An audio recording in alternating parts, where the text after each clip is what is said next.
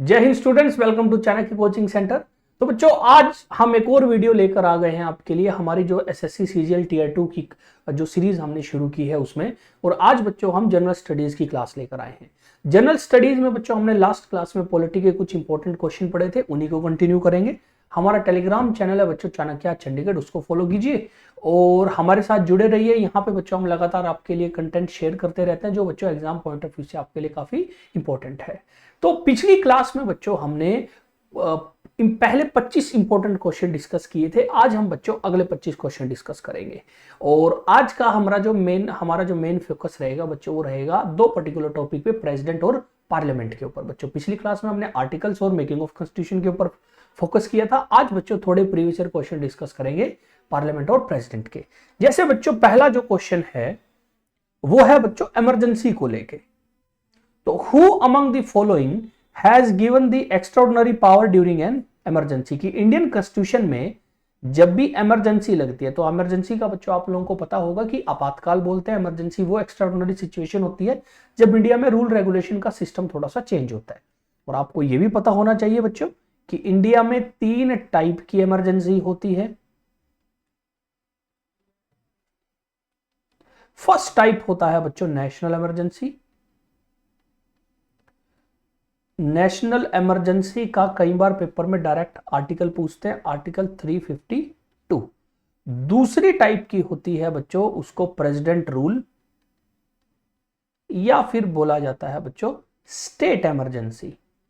State emergency या president rule के लिए बच्चों अगर एक आर्टिकल आपको बोलना पड़े तो वह एक आर्टिकल होता है बच्चों आर्टिकल 356, और लास्ट होती है बच्चों फाइनेंशियल इमरजेंसी।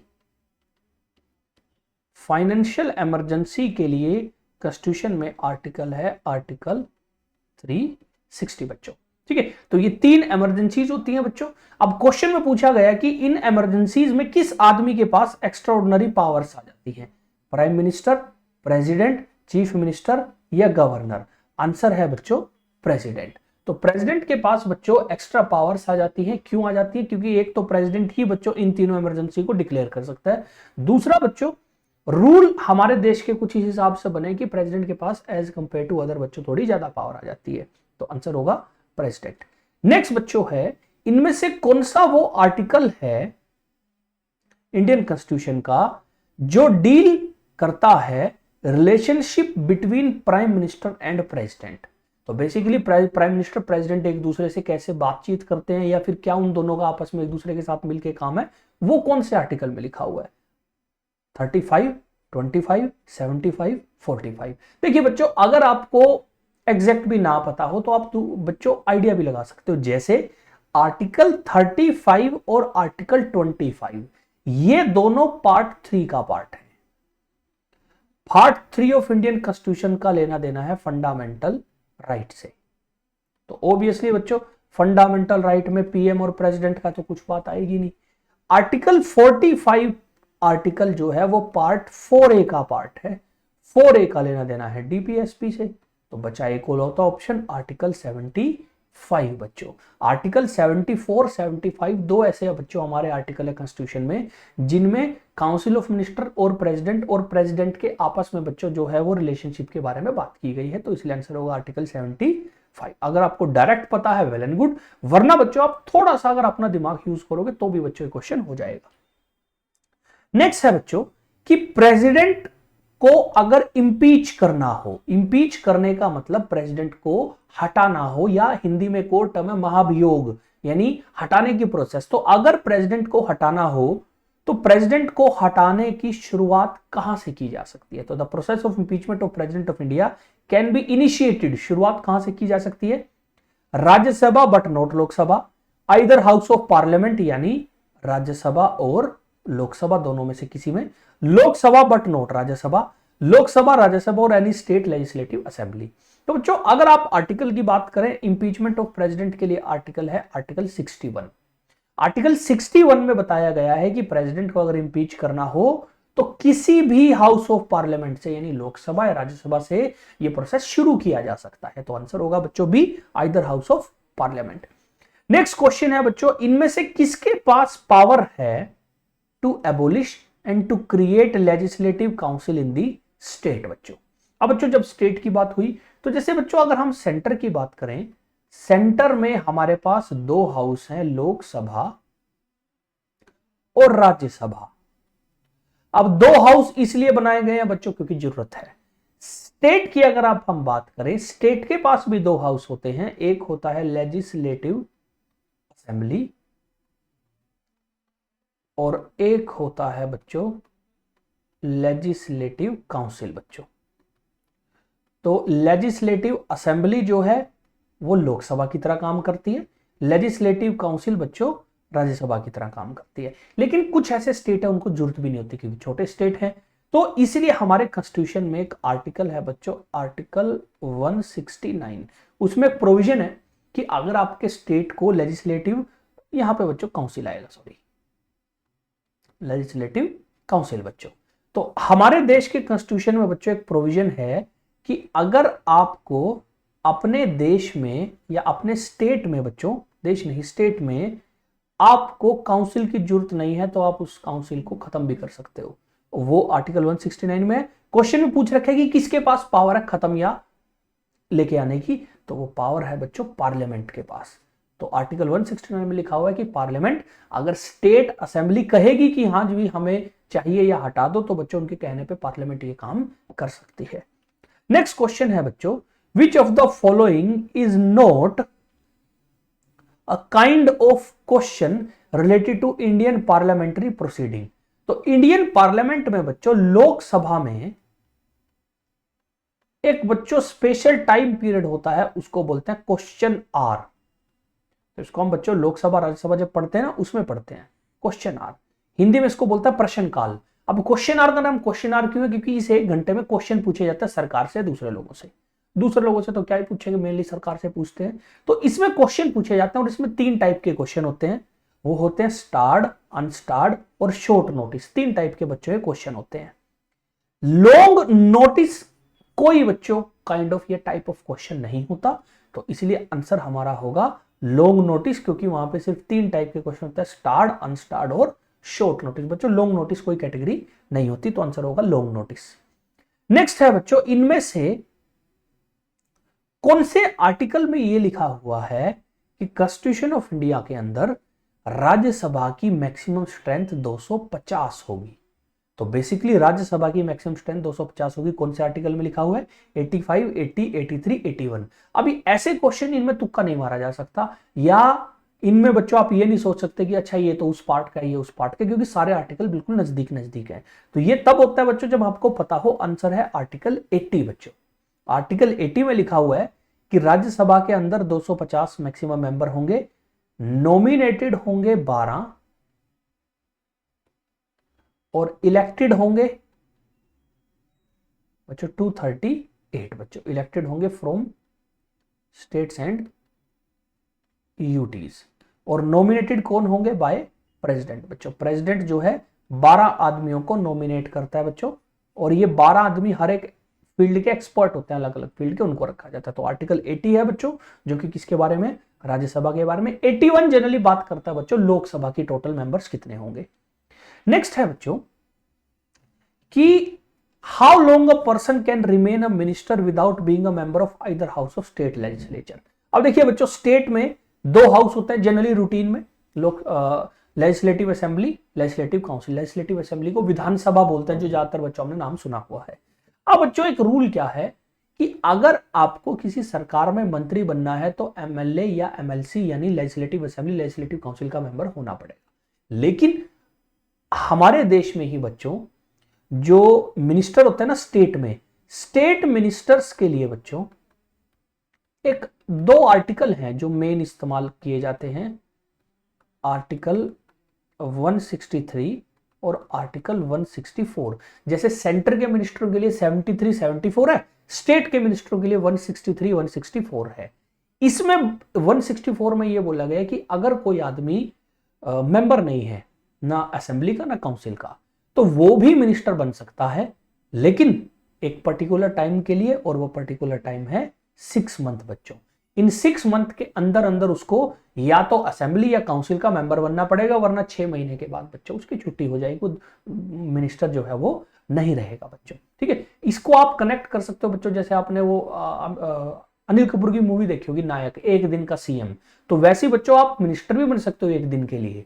एक दिन छोड़ो, आप 6 महीने के लिए बन सकते हो, लेकिन 6 महीने के अंदर अंदर या तो आप मेंबर बनोगे, नहीं 6 महीने के बाद आपकी मेंबरशिप कैंसिल हो जाएगी।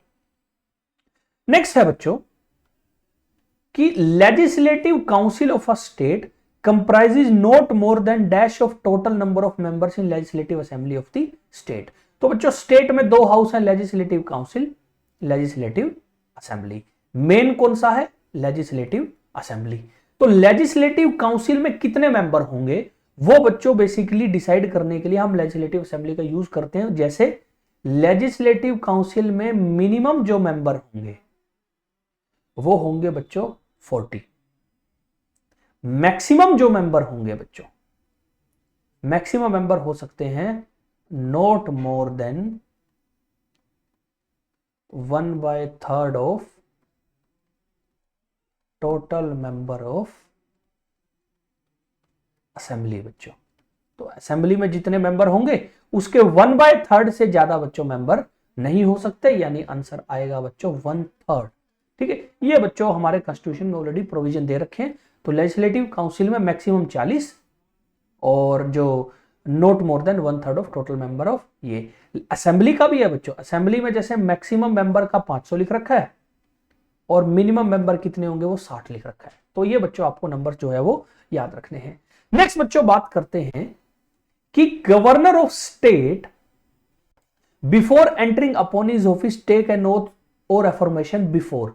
बच्चों जब भी किसी स्टेट में नया गवर्नर अपॉइंट होता है तो ऑफिस में आने से पहले बच्चों वो ओथ लेगा, शपथ लेगा। वो शपथ कौन दिलवाएगा? मतलब बिफोर का मतलब है कि कौन दिलवाता है। तो आंसर होगा बच्चों chief justice of concerned high court. बच्चों उस हाई कोर्ट का, उस स्टेट की हाई कोर्ट का जो चीफ जस्टिस होगा वो दिलवाएगा बच्चों। नेक्स्ट है बच्चों who among the following served as the shortest tenure as prime minister of India. तो बच्चों इसमें पूछ रखा है कि इनमें से कौन वो आदमी है जिसका इंडिया के पीएम के तौर पे सबसे छोटा टेन्योर रहा। एचडी देवगौड़ा, वीपी सिंह, चंद्रशेखर और आई के गुजराल। अब ये चारों बच्चों ऐसे हमारे प्राइम मिनिस्टर हैं जो उस टाइम पीएम बने जब भारत में पॉलिटिकल अनस्टेबिलिटी थी, वरना हमारे पीएम हमेशा लंबे टाइम के लिए, मिनिमम 5 साल के लिए तो बनते हैं। बट ये 4 लोग ऐसे टाइम में बने बच्चों जब भारत में पॉलिटिकल इंस्टेबिलिटी थी। और कमाल क्या है, इनमें से कोई भी आदमी बच्चों 1 साल के लिए पूरा नहीं बना, हमेशा 1 साल से कम का टाइम रहा। तो आपसे पूछा गया है इन चारों में से सबसे कम किसका है? तो बच्चों आंसर होगा चंद्रशेखर। चंद्रशेखर जो है बच्चों वो सिर्फ 7 महीनों के लिए इंडिया के बच्चों जो है वो पीएम बने थे। 89-90 के आसपास बच्चों पॉलिटिकल इंस्टेबिलिटी आई थी, तब बच्चों ये बने थे। बाकी अगर देवगौड़ा की बात करें अप्रोक्सीमेटली 10 मंथ, वीपी सिंह और इंद्र कुमार गुजराल जो है बच्चों ये बने थे अप्रोक्सीमेटली बच्चों 11-11 महीनों के लिए। तो चंद्रशेखर सबसे कम टाइम के लिए बने बच्चों 7 महीनों के लिए। नेक्स्ट है बच्चों इनमें से किस इंडियन प्रेसिडेंट ने, which Indian president use the pocket veto for Indian post office amendment bill 1986। अब बच्चों इंडियन प्रेसिडेंट के बारे में आपको बताना है तो आपको पता होना चाहिए कि इंडियन प्रेसिडेंट के पास एक पावर है। इंडिया में कोई भी चीज कानून तब बनेगी अगर प्रेसिडेंट उसके ऊपर साइन करे। तो एक नॉर्मल सी बेसिक बात है बच्चों। अब प्रेसिडेंट के पास साइन ना करने के अलावा 3 ऑप्शन और होती है, उनको बोलते हैं वीटो पावर। तो वीटो पावर होती है कि प्रेसिडेंट अगर साइन ना करना चाहे तो क्या कर सकता है। तो बच्चों पहला होता है एब्सोल्यूट वीटो, जिसमें वो बिल को रिजेक्ट कर देता है। तो इसमें बिल रिजेक्ट कर दिया। दूसरा होता है सस्पेंसिव वीटो। सस्पेंसिव वीटो में प्रेसिडेंट उस बिल को रिटर्न कर देता है जिस हाउस से वो आया, शुरू हुआ, और उनको बोलेगा कि इसमें पॉइंट चेंज करके लाओ। थर्ड होती है बच्चों पॉकेट वीटो। पॉकेट वीटो में प्रेसिडेंट बिल को होल्ड कर लेता है। होल्ड करने का मतलब है ना तो हाँ बोल रहा ना बोल रहा, अपने पास रखा है, सरकार को परेशान कर रहा है। तो जनरली हमारे प्रेसिडेंट बच्चों वीटो पावर कम इस्तेमाल करते हैं क्योंकि वो सरकार के साथ मिलकर काम करते हैं। बट कभी सरकार अगर पंगे करे, जैसे जिस प्रेसिडेंट के बारे में पूछा गया, उनसे पूछा गया कि पार्लियामेंट ने बिल पास किया Indian post office amendment bill, वो आया प्रेसिडेंट के पास, प्रेसिडेंट ने पॉकेट वीटो लगा दी, तो आपको नाम बताना है उनका। ऑप्शन है एपीजे अब्दुल कलाम, के आर नारायण, ज्ञानी जैल सिंह, राजेंद्र प्रसाद। अब इसको बच्चों दो तरीकों से कर सकते हैं। पहले तो डायरेक्ट अगर आपने चीज पढ़ रखी है तो आपको पता होगा ज्ञानी जैल सिंह बच्चों वो प्रेसिडेंट है जिन्होंने राजीव गांधी के टाइम, राजीव गांधी उस टाइम प्राइम मिनिस्टर थे, उसके टाइम में बच्चों पॉकेट वीटो यूज करी। लेकिन आप इसको दूसरे तरीके से भी कर सकते हो। राजेंद्र प्रसाद तो 1986 में होंगे नहीं, तो बच्चों आंसर कट हो जाएगा। एपीजे अब्दुल कलाम बाद में आए हैं, तो ये भी कट हो जाएगा। अगर आपको टाइम पीरियड का आइडिया है तो बच्चों आप ज्ञानी जैल सिंह लगा सकते हो, कि अगर आपको आइडिया के आर नारायण कब बने, ज्ञानी जैल सिंह कब बने, ठीक है, तो आंसर होगा बच्चों ज्ञानी जैल सिंह। नेक्स्ट क्वेश्चन है बच्चों कि यूटीज जो होती हैं उनको एडमिनिस्टर कौन करता है बच्चों। जैसे हमें पता है मेरा स्टेट है, स्टेट को एडमिनिस्टर करेगा बच्चों गवर्नर, सेंटर है, देश है, इंडिया को एडमिनिस्टर कौन कर रहा है, प्रेसिडेंट। वैसे ही बच्चों यूटी को एडमिनिस्टर कौन करता है, तो आंसर है बच्चों प्रेसिडेंट ऑफ इंडिया। तो हमने पढ़ा हुआ है बच्चों एक आर्टिकल है, आर्टिकल 239। आर्टिकल 239 जो है वो बच्चों पार्ट 8 का पार्ट है बच्चों। पार्ट 8 जो है वो यूटी के बारे में है। उसमें लिखा हुआ है कि president is the main administrator of union territories of India. तो आंसर होगा बच्चों प्रेसिडेंट बच्चों। पीएम तो देखिए पॉलिटिकल पोस्ट है। सीएम बच्चों स्टेट में होता है, मेंबर ऑफ पार्लियामेंट जो है बच्चों वो भी नहीं, तो आंसर होगा प्रेसिडेंट। नेक्स्ट है बच्चों इनमें से कौन सा गांधीयन प्रिंसिपल है बच्चों directive principle of state policy का। तो बच्चों DPSP directive principle of state policy जो है ये बच्चों हमारे कॉन्स्टिट्यूशन के पार्ट 4 का पार्ट है, और इनको हिंदी में बोलते हैं राज्य के नीतिगत निर्देश। बेसिकली डीपीएसपी वो चीजें होती हैं बच्चों जो कि एक स्टेट को या एक देश को अपने लोगों के लिए करनी चाहिए। तो इनमें बच्चों हमने क्या कर रखा है, हमारे डीपीएसपी को 3 कैटेगरी में बांट रखा है। एक है सोशो इकोनॉमिक, एक है गांधीयन, एक है लिबरल। तो बेसिकली ये आइडियोलॉजी के हिसाब से बांट रखे कि गांधी की आइडियोलॉजी के कौन से थे, सोशो इकोनॉमिक आइडियोलॉजी वाले कौन से और लिबरल आइडियोलॉजी वाले। तो इसी से बच्चों हमारे प्रीवियस ईयर क्वेश्चन है कि इनमें से कौन सा गांधीयन आइडियोलॉजी वाला डीपीएसपी है। तो ऑप्शन है to separate judicial from executive, to organise village panchayat, to secure uniform civil code, to provide equal pay for equal. जब आप बच्चों डीपीएसपी पढ़ते हैं तो उस टाइम भी बच्चों हम क्लास में इसको डिस्कस करते हैं कि to separate judiciary from executive और यूनिफॉर्म सिविल कोड, ये दोनों के दोनों जो हैं ये लिबरल आइडियोलॉजी वाले हैं बच्चों। तो ए और सी आंसर नहीं होगा। To provide equal pay for equal work जो है बच्चों ये सोशियो इकोनॉमिक प्रिंसिपल के ऊपर बेसिस है बच्चों। तो सोशियो इकोनॉमिक डीपीएसपी हो गया। आंसर है बच्चों टू ऑर्गेनाइज विलेज पंचायत बच्चों। तो क्योंकि गांधीयन आइडियोलॉजी के ऊपर बेस है बच्चों, तो पार्ट 4 में डीपीएसपी के बारे में बात है और उसी में बच्चों इस चीज को हम क्लास में डिस्कस करते हैं। नेक्स्ट है बच्चों इनमें से कौन सा वो कॉन्स्टिट्यूशन का पार्ट है जिसके अंदर म्युनिसिपैलिटी के बारे में बात की गई है। तो provision related to municipality are mentioned under which part of Indian constitution बच्चों। तो आंसर है बच्चों पार्ट 9A। तो याद रखिए पार्ट 9 भी है हमारे कॉन्स्टिट्यूशन में, पार्ट 9A भी है और पार्ट 9B भी है बच्चों, तीनों पार्ट है। पार्ट 9 का लेना देना है पंचायत के बारे में, पार्ट 9A का लेना देना है म्युनिसिपैलिटी के बारे में, और पार्ट 9B का लेना देना है कोऑपरेटिव सोसाइटी के बारे में, कोऑपरेटिव सोसाइटी बच्चों। तो आपका आंसर होगा पार्ट 9A। तो म्युनिसिपैलिटी के बारे में लेना देना है पार्ट 9A का बच्चों। नेक्स्ट क्वेश्चन है कि who among the following term article 32 as heart and soul of Indian constitution बच्चों। तो आर्टिकल 32 बच्चों फंडामेंटल ड्यूटी का पार्ट है और फंडामेंटल राइट का, और आर्टिकल 32 में कहा गया है कि enforcement of fundamental right possible है। एनफोर्समेंट ऑफ फंडामेंटल राइट्स बच्चों, कि अगर कोई आदमी आपके फंडामेंटल राइट ना दे आपको तो आप सुप्रीम कोर्ट से जाके उसको दे सकते हो, और इसी को बच्चों बोलते हैं हम right of constitutional remedies. Right of constitutional remedies बच्चों, इसके दो नाम है बच्चों, इसको दो तरीके से हम इसको डिस्कस किया करते हैं क्लास में। तो इस आर्टिकल को बोला गया हार्ट एंड सोल, आपको बताना है किसने बोला। ऑप्शन है M B Pylee, B R Ambedkar, Jawaharlal Nehru, Sachchidanand Sinha. Answer है बच्चों बी आर अम्बेडकर बच्चों। तो बी आर अम्बेडकर ने, क्योंकि बच्चों आपके लिए एज अ सिटीजन सबसे इंपॉर्टेंट है फंडामेंटल राइट, और आपके फंडामेंटल राइट को इंश्योर करता है कि आपको मिलेंगे, वो है आर्टिकल 32। इसलिए बच्चों बी आर अम्बेडकर ने इसको कहा heart and soul of Indian constitution. Next है बच्चों, इनमें से कौन सी, which of the following has been incorrectly listed as condition for becoming a citizen of India. तो इनमें से कौन सी बच्चों वो कंडीशन है जो कि सिटीजन ऑफ इंडिया बनने के लिए एक प्रॉपर बच्चों कंडीशन नहीं है, कि आप उससे सिटीजन ऑफ इंडिया नहीं बन सकते। अब बच्चों हमारे देश का कॉन्स्टिट्यूशन का पार्ट है बच्चों 2, उसमें आर्टिकल हैं बच्चों 5 से लेके आर्टिकल 11। ये बच्चों सिटीजनशिप से डील करते हैं, है ना। और इसी में आर्टिकल है 11। आर्टिकल 11 में बोला गया कि पार्लियामेंट के पास पावर है, वो सिटीजनशिप को लेके कोई भी रूल रेगुलेशन बना सकती है। और इसी पावर का यूज करते हुए बच्चों हमारी पार्लियामेंट ने क्या बनाया, सिटीजनशिप एक्ट 1955 बच्चों। और इसी एक्ट में कई बार चेंज हो चुका है। इसमें यह लिखा हुआ है आपको इंडियन सिटीजनशिप कैसे मिलेगी, और इसमें 4 तरीके के बच्चों 4 तरीके बता रखे हैं जिससे आपको सिटीजनशिप मिल सकती है। और वो 4 तरीके कौन कौन से हैं, by birth, bye decent, bye naturalisation और बाय रजिस्ट्रेशन।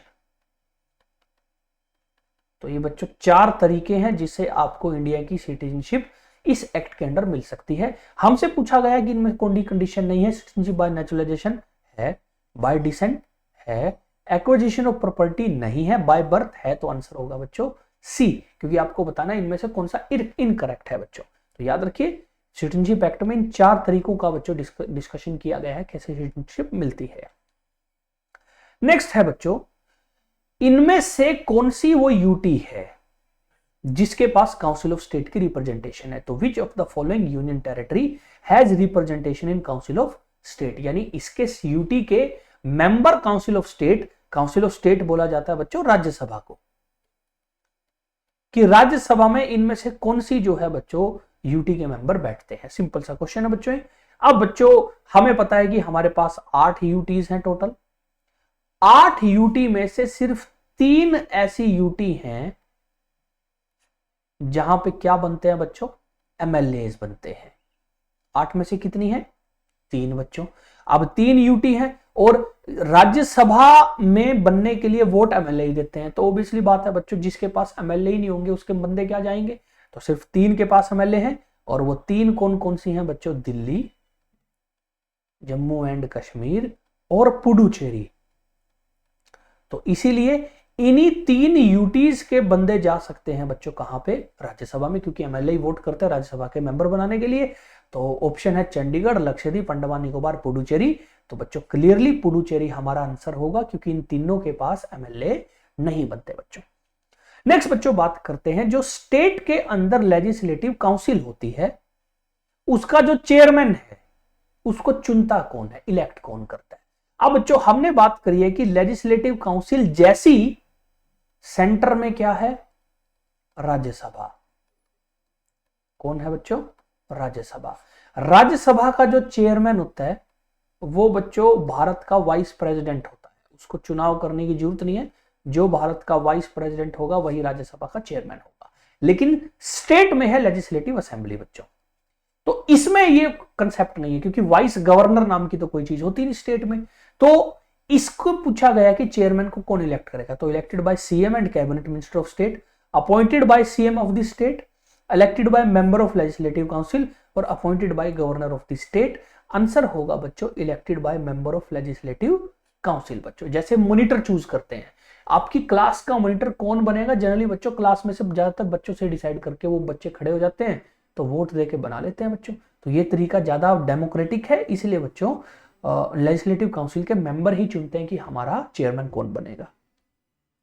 नेक्स्ट बच्चों फिर आ गए एक और बहुत काम का और बहुत इंपॉर्टेंट क्वेश्चन है बच्चों। हमारे देश में बच्चों एक ऑर्गेनाइजेशन है जिसका नाम है नीति आयोग। नीति आयोग ओरिजिनली बच्चों हमारे देश में एक ऑर्गेनाइजेशन होती है प्लानिंग कमीशन, उसको रिप्लेस करके बनाई गई है। नीति आयोग में जो नीति है ना बच्चों, नीति, इसकी फुल फॉर्म है national institute of transforming India बच्चों, ठीक है। इसका एक्स ऑफिशियो चेयरमैन कौन होता है? एक्स ऑफिशियो चेयरमैन का मतलब है बाय डिफॉल्ट चेयरमैन। जनरली एक आदमी जिस पोस्ट पे बैठा है उसी को बाय डिफॉल्ट दूसरी पोस्ट भी मिलेगी, उसको जनरली हम एक्स ऑफिशियो बोल देते हैं।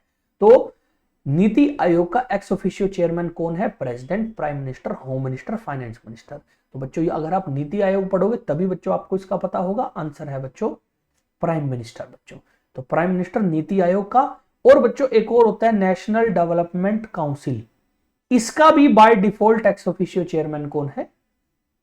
प्राइम मिनिस्टर बच्चों। तो नीति आयोग और नेशनल डेवलपमेंट काउंसिल, इन दोनों का ex officio chairman prime minister होता है बच्चों। नेक्स्ट है कि हमें पता है बच्चों हर साल भारत में बजट आता है ना। बजट बच्चों जो है वो लोकसभा में आया करता है। तो हमसे पूछा गया who present the annual budget before the Lok Sabha. तो इनमें से कौन वो आदमी है बच्चों जो लोकसभा में एनुअल बजट को लेके आता है? Union finance minister, defence minister, prime minister, home affair minister. अब देखिए defence minister, home affair minister का तो लेना देना क्या है बजट से, उनका तो वो फील्ड नहीं है। प्राइम मिनिस्टर हो सकता है लेकिन बच्चों प्राइम मिनिस्टर बाकी सारे डिपार्टमेंट भी देखता है और प्राइम मिनिस्टर कोई एक पर्टिकुलर, तो ज्यादातर हमेशा यूनियन फाइनेंस मिनिस्टर ही बच्चों लेके आता है। तो आंसर होगा यूनियन फाइनेंस मिनिस्टर बच्चों। और ये आएगा भी किसमें बच्चों? लोकसभा में। नेक्स्ट बच्चों बात करते हैं हाईकोर्ट में बच्चों जज लगते हैं। तो what is the upper age limit for appointment as a जज ऑफ हाई कोर्ट? कि हाई कोर्ट में जज लगने की मैक्सिमम एज कितनी है? आप इसको रिटायरमेंट एज बोल सकते हो, आप इसको बोल सकते हो कि मैक्सिमम एज कौन सी है जिसपे बच्चों कोई हाई कोर्ट का जज लग सकता है। 62, 65, 55 या 60? आंसर है बच्चों 62 ईयर्स। एक चीज याद रखिए बच्चों, स्टेट में जितनी बड़ी पोस्ट है ज्यादातर आदमी जो रिटायर्ड होते हैं वो होते हैं 62 ईयर्स की एज में। और सेंटर में बच्चों अगर ज्यादातर पोस्टों की बात करें वो बंदे रिटायर होते हैं बच्चों 65 ईयर्स की एज में, क्योंकि हाई कोर्ट स्टेट लेवल की ऑर्गेनाइजेशन है। तो इसलिए बच्चों आंसर क्या होगा? 62 ईयर्स। नेक्स्ट बच्चों बात करते हैं इनमें से कौन सी कॉन्स्टिट्यूशनल बॉडी नहीं है बच्चों, not a constitutional body in India. अब ये कॉन्स्टिट्यूशनल बॉडी क्या होता है बच्चों? तो कॉन्स्टिट्यूशनल बॉडी उस ऑर्गेनाइजेशन को बोलते हैं जो भारत सरकार में बच्चों या स्टेट में या सेंटर में काम कर रही हो भारत के लोगों की सेवा के लिए, जिसके बारे में कॉन्स्टिट्यूशन में लिखा गया हो, पर्टिकुलरली उसके आर्टिकल दे रखा है कॉन्स्टिट्यूशन में, तो उसको बोलते हैं कॉन्स्टिट्यूशनल बॉडी। ऑप्शन है election commission of India, state human right commission, finance commission और यूपीएससी। तो जब आप पढ़ते हो ना बच्चों इसको तो आपको पता लगता है कि इलेक्शन कमीशन ऑफ इंडिया के बारे में तो आर्टिकल 324 में लिखा हुआ है, फाइनेंस कमीशन के बारे में आर्टिकल 280 में लिखा हुआ है, यूपीएससी के बारे में आर्टिकल 315 में लिखा हुआ है, but state human right commission के बारे में कोई आर्टिकल नहीं है क्योंकि ये कॉन्स्टिट्यूशनल बॉडी नहीं है बच्चों। तो even state human right commission, national human right commission भी बच्चों, जैसे स्टेट वाली तो स्टेट में होगी ना, एक होती है नेशनल ह्यूमन राइट कमीशन, वो भी बच्चों याद रखिए नॉट अ कॉन्स्टिट्यूशनल बॉडी। तो नेशनल ह्यूमन राइट कमीशन भी कॉन्स्टिट्यूशनल बॉडी नहीं है बच्चों, ठीक है। स्टेट ह्यूमन राइट कमीशन भी नहीं है क्योंकि नेशनल तो है ही नहीं बच्चों। नेक्स्ट बात करते हैं बच्चों कि मैक्सिमम टाइम गैप बच्चों कितना हो सकता है स्टेट लेजिस्लेचर के 2 सेशन के बीच में। तो हमें पता है बच्चों लेजिस्लेटिव असेंबली, लेजिस्लेटिव काउंसिल, वो बच्चों साल के कुछ पर्टिकुलर टाइम में आके सेशन करती है, बैठती है, स्टेट के बारे में चीजों को डिस्कस करती है, इनको हम सेशन बोलते हैं। तो एक सेशन आज हुआ, एक सेशन बच्चों फिर हुआ, तो इन 2 सेशन के बीच में मैक्सिमम गैप कितना हो सकता है? 3 महीने का, 2 महीने का, 6 महीने का या 1 साल का? आंसर है बच्चों 6 मंथ। तो maximum time gap between 2 session of a state legislature is 6 month. Even parliament में भी सेम है बच्चों। तो पार्लियामेंट में लोकसभा राज्यसभा के जो सेशन होते हैं ना, उनके बीच में भी मैक्सिमम टाइम गैप कितना हो सकता है? 6 महीने का। नेक्स्ट क्वेश्चन है बच्चों फंडामेंटल ड्यूटीज के बारे में। तो फंडामेंटल ड्यूटीज को इंडियन कॉन्स्टिट्यूशन में हमने कौन से देश से इंस्पायर होकर ऐड किया है? तो constitution of USA, constitution of France, constitution of Canada, constitution of USSR. तो आंसर होगा बच्चों कॉन्स्टिट्यूशन ऑफ यूएसएसआर। कई बार पेपर में ना यूएसएसआर की जगह रशिया लिख देते हैं, कॉन्स्टिट्यूशन ऑफ रशिया। तो बच्चों ऑब्वियसली यूएसएसआर ही टूट के बच्चों रशिया और दूसरे देश बना, तो इसलिए कॉन्स्टिट्यूशन ऑफ यूएसएसआर बच्चों आंसर होगा। ये बच्चों मेकिंग ऑफ कॉन्स्टिट्यूशन का क्वेश्चन है। नेक्स्ट है बच्चों आज की वीडियो का बच्चों हमारा आखिरी क्वेश्चन कि 5th शेड्यूल जो है इंडियन कॉन्स्टिट्यूशन का, उसके अंदर किस चीज के बारे में बात की गई है। Which of the following comes under 5th schedule of Indian constitution. Option है provision related to schedule area schedule tribe, provision related to tribal area of Assam Meghalaya Tripura and Mizoram, provision related to oath and affirmation, provision related to language. Language के बारे में मेरे को पता है बच्चों कौन सा शेड्यूल है, 8th बच्चों। ओथ एंड अफर्मेशन के बारे में कौन सा शेड्यूल है, 3rd शेड्यूल है। और provision related to tribal areas बच्चों इससे रिलेटेड है बच्चों हमारे पास 6th शेड्यूल। तो बचा ऑप्शन बच्चों एक ये। तो अगर आपने 5वां शेड्यूल पढ़ भी रखा है तो आपको बाकियों के जाने की जरूरत भी नहीं पड़ेगी। आंसर होगा बच्चों आपका provision related to schedule area and schedule tribes. तो आज की वीडियो में हम इतना डिस्कस करेंगे बच्चों। नेक्स्ट जो वीडियो है उसमें हम और इंपॉर्टेंट 25 क्वेश्चन करेंगे। तो ओवरऑल बच्चों हम पॉलिटी के 100 इंपॉर्टेंट क्वेश्चन डिस्कस करेंगे। उसके बाद फिर हम ज्योग्राफी और हिस्ट्री के भी बच्चों और साइंस के क्वेश्चन भी आपके साथ डिस्कस करेंगे। अगर आप हमसे कुछ शेयर करना चाहते हैं, आपके कोई डाउट है, तो जो आप हमारे वीडियो पे यूट्यूब पे कमेंट कर सकते हैं। मिलते हैं बच्चों नेक्स्ट वीडियो में। जय हिंद जय भारत।